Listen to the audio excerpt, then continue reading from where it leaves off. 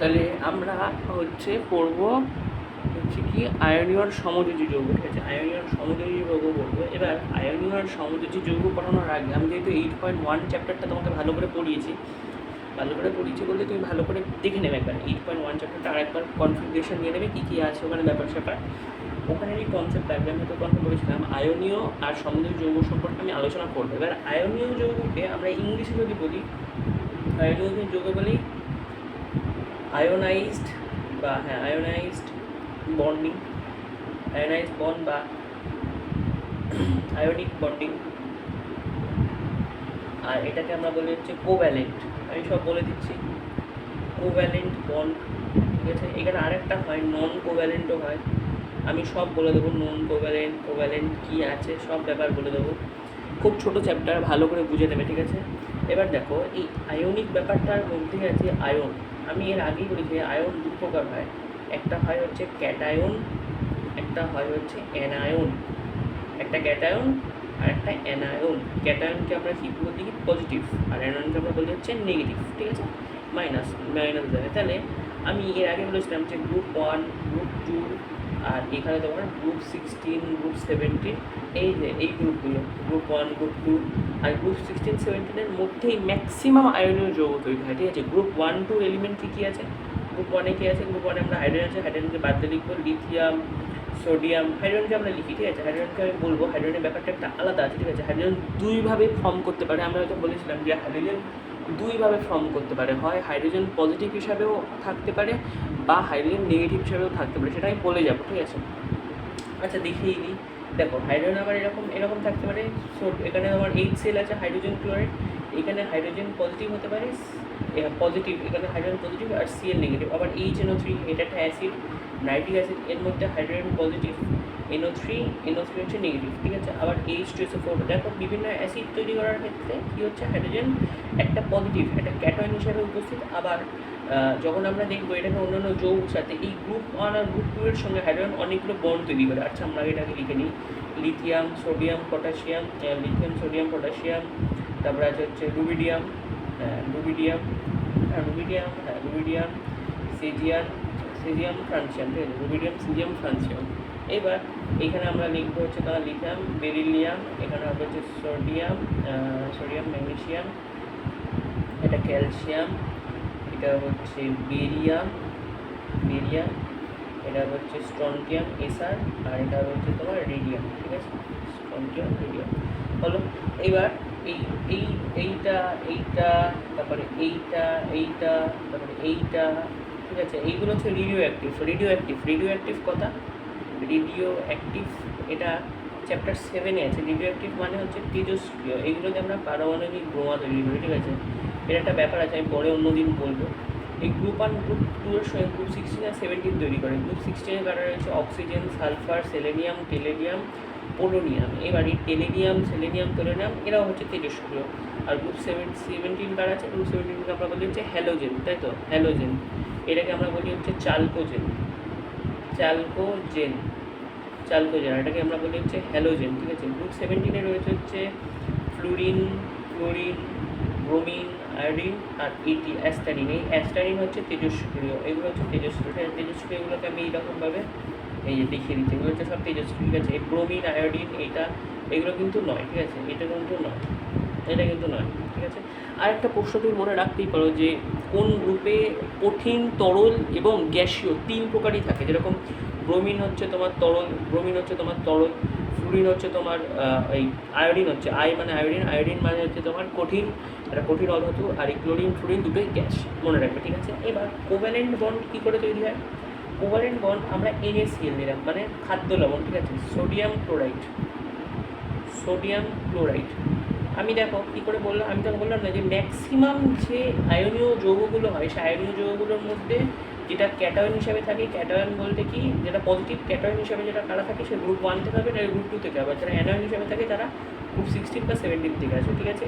এই সোডিয়াম আর এই ক্লোরিন, ঠিক আছে? এই যে Na আর এই যে Cl। এবার একটাই ব্যাপার, আমি তোমাকে এর আগে যোজ্যতা সম্পর্কে একটা বলেছিলাম, যে শেষ কক্ষের কথা বলেছিলাম। সোডিয়াম হচ্ছে, আবার আমরা যদি মনে করি, সোডিয়াম হচ্ছে কত, ইলেকট্রন সংখ্যা 11, আর ক্লোরিন কোথায় আছে 17। দেখো এটাকে যদি আমি ভাঙি, 2, 8, 1 পাচ্ছি, আর এখানে দেখো কত পাচ্ছি, 2, 8, 7 পাচ্ছি, তাই তো? এবার আমি একটা কথা বলেছিলাম যে সবাই চায় ইলেকট্রন মানে শেষ কক্ষে কী হবে, যে সম্পূর্ণ করতে শেষ কক্ষে সম্পূর্ণ করতে। ক্লোরিন চাইলে সম্পূর্ণ করতে পারবে কী করে, যে সোডিয়ামের এই একটা নিয়ে, আর সোডিয়াম চাইলে একটা দিয়ে নিজে সম্পূর্ণ হতে পারবে, 2, 8 হতে পারে। সোডিয়ামের এই একটা আছে বলে, মানে এই সোডিয়ামের এই একটা আছে বলে সোডিয়াম এখনও সম্পূর্ণ হতে পারছে না। কী হতে চায় এরা, ব্যাপারটা কী একটু বুঝে নাও।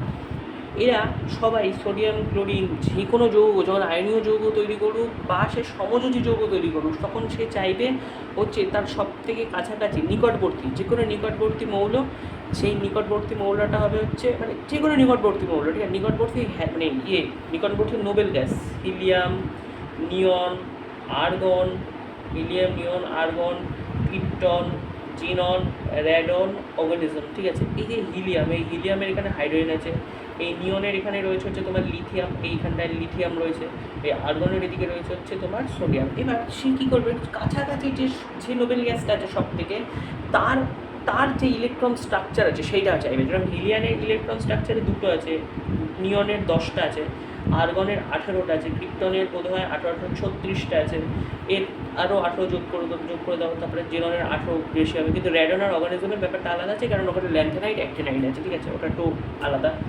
যাই হোক, এই একটা ইলেকট্রন কী করবে, একে দিয়ে দেবে, ঠিক আছে?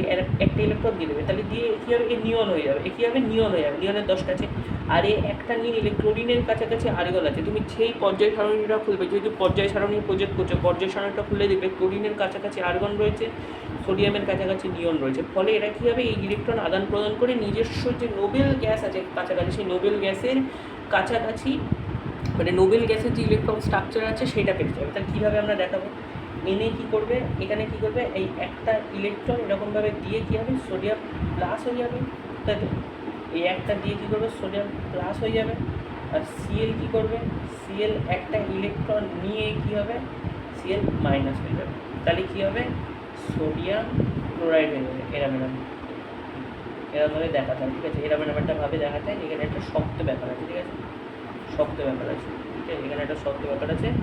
এখান থেকেও কী হলে NaCl হয়ে গেলো, যেখানে Na প্লাস Cl মাইনাস। আর যদি তুমি বলো যে এনের একটু ইলেকট্রন স্ট্রাকচারটা দেখবো, তাহলে প্রথমে ওর এরকম 2টো আছে, তারপরে এরকম ওর রয়েছে 8টা থাকবে, তাই তো?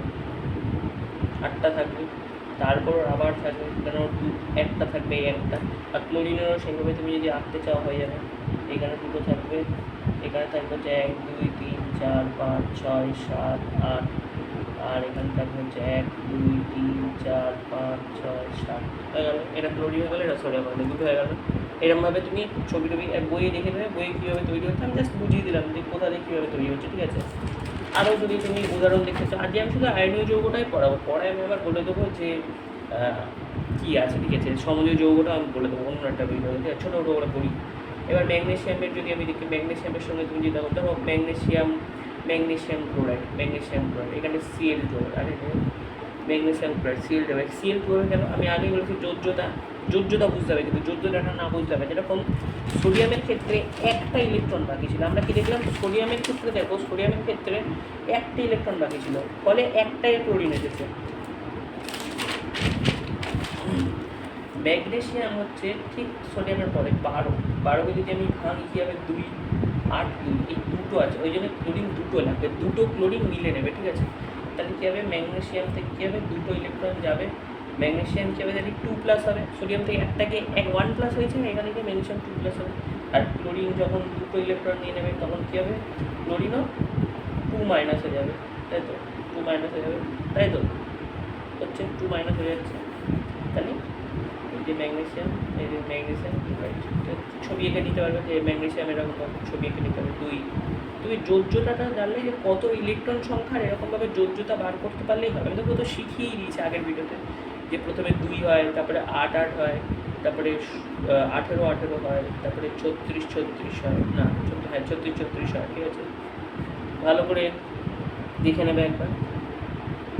তাহলে এটা কত হলো, 3, 3, 8 হয়ে গেল, 8 হয়ে গেল, তাহলে 10 হলো, আর এখানে 2টো হলো, ঠিক আছে? ম্যাগনেসিয়াম হয়ে গেল। আর ক্লোরিন তো আগে দেখালাম। এরকমভাবে অনেকগুলো হতে পারে, ঠিক আছে? ম্যাগনেসিয়াম ক্লোরাইড আমি বলে দিচ্ছি, বাড়িতে ট্রাই করবে। ম্যাগনেসিয়াম ক্লোরাইড ছাড়া কী করবে দাও, অ্যালুমিনিয়াম দিলে পারবে না, আচ্ছা ক্যালসিয়াম ক্লোরাইড করবে, ক্যালসিয়ামেরও দিতে হবে, ক্যালসিয়াম ক্লোরাইড চেষ্টা করবে, পটাশিয়াম ক্লোরাইড চেষ্টা করবে, ক্যালসিয়াম এটা চেষ্টা করবে, ক্যালসিয়াম অক্সাইড চেষ্টা করবে, ক্যালসিয়াম হাইড্রোক্সাইডটা না, ক্যালসিয়াম হাইড্রোক্সাইড চেষ্টা করতে হবে, ক্যালসিয়াম অক্সাইড চেষ্টা করবে, ম্যাঙ্গানিজ ম্যাগনেসিয়াম অক্সাইড চেষ্টা করবে। এবার তুমি বলবে যে এইখানে O2 লিখছে না কেন? খুব ভালো প্রশ্ন হতে পারে এটা, কারণ অক্সিজেন কোনটায় আছে? অক্সিজেনের কত 8, অক্সিজেনের 8, তাহলে 8 মানে কী হবে 2 আর 6, তার মানে এখানে দুটো বাকি, ম্যাগনেসিয়ামেরও দুটো বাকি, তাহলে ম্যাগনেসিয়ামকে দুটো দিয়ে দেবে, ফুল হয়ে যাবে। তাহলে ম্যাগনেসিয়াম এই এটা বলা হয়নি যে ম্যাগনেসিয়াম যখন একে দুটো দিলে এও কিন্তু নিয়নের কাছাকাছি চলে গেল।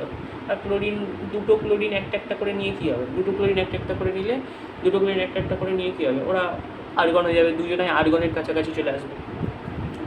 এইবার তুমি একটা কথা মনে রাখবে যে পর্যায় সারণীতে যদি একটা, এই যে বারবার তোমাকে মনে করতে হবে না, ক্লোরিনের যদি লাস্ট কক্ষে একটা প্রয়োজন হয়, ফ্লুরিনেরও একটাই প্রয়োজন হবে, ব্রোমিনেরও একটাই প্রয়োজন হবে, আয়োডিনেরও একটাই প্রয়োজন হবে, সেরকমই অক্সিজেনেরও একটাই প্রয়োজন হবে, এই দুটো প্রয়োজন হবে, সালফারেরও দুটোই প্রয়োজন হবে, আর লিথিয়ামেরও বেশি এক্সট্রা একটা থাকবে, সোডিয়ামের এক্সট্রা একটা থাকবে, পটাশিয়ামের একটা এক্সট্রা থাকবে, বেরিয়ামেরও তাহলে দুটো এক্সট্রা থাকবে, ক্যালসিয়ামেরও দুটো থাকবে, ম্যাগনেসিয়ামেরও দুটো থাকবে, বেরিয়ামেরও দুটো থাকবে, তাই তো হয়ে গেল। তাহলে আমরা শিখে গেলাম এই ম্যাগনেসিয়াম, ওরাও আমরা জেনে গেলাম। তুমি দেখে নেবে বইতে প্রচুর উদাহরণ আছে, বই দেখলে বুঝে যাবে, আমি জাস্ট তোমাকে বুঝিয়ে দিলাম। আর কী করবে? আর তুমি এইটা করবে সালফারের মধ্যে এগুলো করবে, ঠিক আছে? আজকে এইটুকুই পড়ালাম, পরের দিন আবার কোভালেন্ট পড়িয়ে দেবো, ঠিক আছে? সমযোজিত যৌগ পড়িয়ে দেবো। আর এই যৌগের একটু ধর্ম জেনে রাখো যে আয়নীয় যৌগ কখনো জলে দ্রবীভূত হয় না, ঠিক আছে? জলে না, আয়নীয় যৌগ জলে দ্রবীভূত হয়, জলে দ্রবীভূত হয়, কারণ জল একটা ধ্রুবীয় দ্রাবক, জলে দ্রবীভূত হয়। আর আয়নীয় যৌগ গলিত অবস্থায় বা জলে দ্রবীভূত অবস্থায় বা অধ্রুবীয় দ্রাবকে যে কোনো আয়নীয় যৌগ দ্রবীভূত হয় না, অধ্রুবীয় দ্রাবকে দ্রবীভূত হয় সমযোজী যৌগ। তুমি ওদের ধর্ম করলেই বুঝো। অধ্রুবীয় দ্রাবক মানে কি? অধ্রুবীয় দ্রাবক মানে হচ্ছে বিভিন্ন পেট্রোলজাত, মানে পেট্রোল, বেনজিন, এরা। অধ্রুবীয় কথাটার অর্থ হচ্ছে ওখানে কোনো ধ্রুবক থাকে না, একটা মানে জল হচ্ছে ধ্রুবীয় দ্রাবক, আমরা জলকে বলি হচ্ছে সর্বজনীন দ্রাবক, তাই তো? সে যাই হোক, কিন্তু তোমার একটু বুঝতে হবে, ঠিক আছে? ধ্রুবীয় দ্রাবক অধ্রুবীয় দ্রাবকটা আমি তাহলে পরের ভিডিওতেই বলে দেবো, ভিডিওটা বেশি বড় হয়ে গেলে আবার হবে না, বুঝলে? তাহলে বোঝা গেল। তাহলে আমরা এটা শিখে নিলাম যে আয়নীয় যৌগ তাহলে কি, ঠিক আছে? আয়নীয় যৌগ ধরা বললাম কি, যে আয়নীয় যৌগ গলনাঙ্ক বেশি হবে, অবশ্যই। আর এই কঠিন অবস্থায় তড়িৎ পরিবহন করতে পারে না। আর আয়নীয় যৌগের ক্ষেত্রে তড়িৎ পরিবহন করে ইলেকট্রন নয়, আয়ন। এমনি আমরা ইলেকট্রিসিটি করার সময় দেখেছি ইলেকট্রন তড়িৎ পরিবহন করছে, কিন্তু যে কোনো যৌগের ক্ষেত্রে সেটা পরিবহন করবে আয়ন, ঠিক আছে? এরকম নুন যদি জলের মধ্যে গুলে তুমি ওখানে বাল্ব জ্বেলে দাও, মানে ওখানে যদি কারেন্ট ফ্লো করানোর চেষ্টা করো, সেখানে আয়ন ট্রাভেল করাবে। তাহলে আজকে এই অবধি থাক।